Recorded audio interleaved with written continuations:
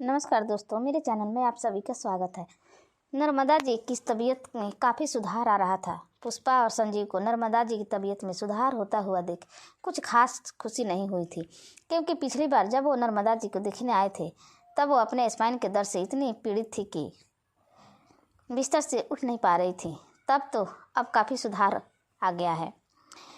पिताजी, क्या हम पिछली सारी बातें, सारा मनमुटाव भूलकर फिर से पहले की तरह एक साथ नहीं रह सकते?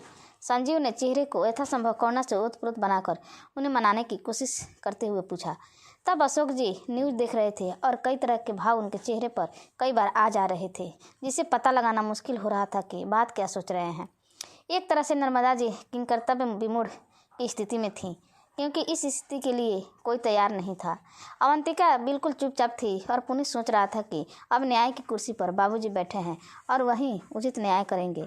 इधर बैठक में हो रही बातचीत का कुछ अंश नर्मदा जी के कानों में पड़ा तो उन्होंने अवंतिका को बुलाकर कहा, छोटी बहू, जरा मुझे बैठक तक ले चलो। यहाँ लेटे हुए मुझे बहुत घबराहट हो रही है।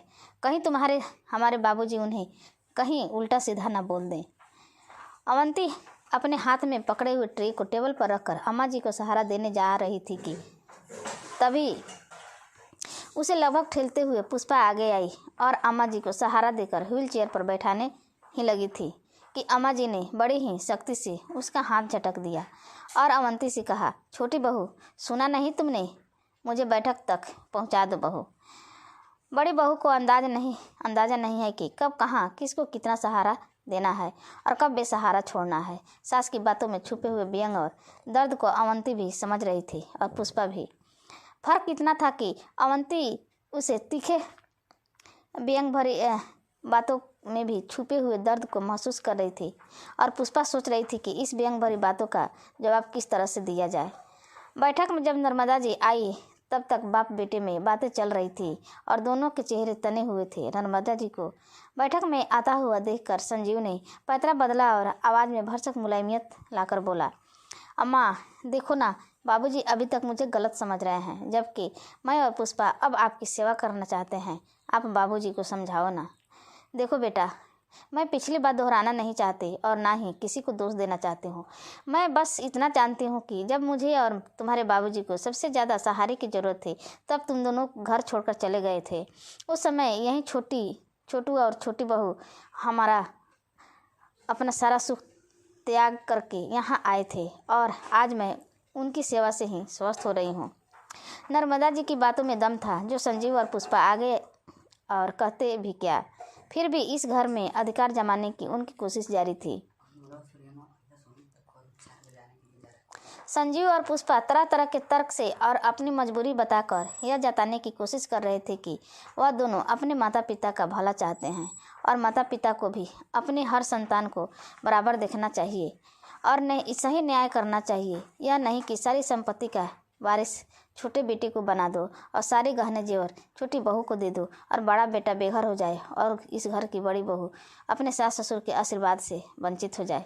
जबकि शब्दों के सुंदर समायोजन और शब्दों के जाल में उलझे हुए उन बातों का मंतव्य अशोक जी भी समझ रहे थे और नर्मदा जी भी समझ रही थी। इसलिए इस पूरी बहस को पूर्ण विराम देने के लिए नर्मदा जी ने कठोर शब्द में अपना निर्णय सुना दिया।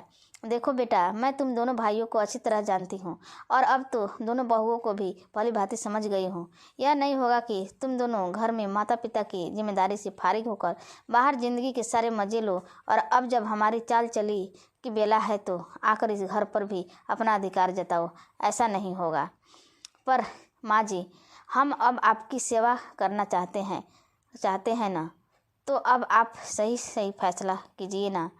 अच्छा बड़ी बहू, एक बात बताओ, यह समझदारी और जिम्मेदारी की बातें तुम दोनों के दिमाग में उस वक्त क्यों नहीं आई थी जब तुम दोनों घर छोड़कर गए थे और अब इसलिए वापस आए हो कि मुझ बुढ़िया के पास जिंदगी की गिनती की सांसें बची हुई हैं?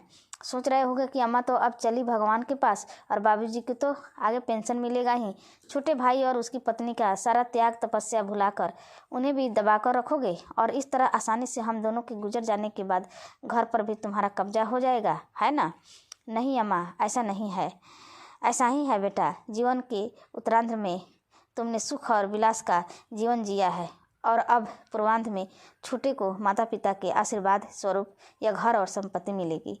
दोनों सुख तुम्हें ही नहीं मिल सकता, यह मेरा फैसला है। पूरे बैठक में नर्मदा जी की दृढ़ आवाज़ गूंज उठी और सब चुप थे और निशब्द भी। आखिर यह एक माँ का फैसला था जो अन्याय बर्दाश्त नहीं कर सकती थी। अपने सभी बच्चों को बराबर प्यार करती हैं। दोस्तों, ये कहानी आप सभी को कैसी लगी, पूरा देखने के लिए आप सभी का धन्यवाद। मेरे चैनल को सपोर्ट करने के लिए सब्सक्राइब करें और अच्छी लगे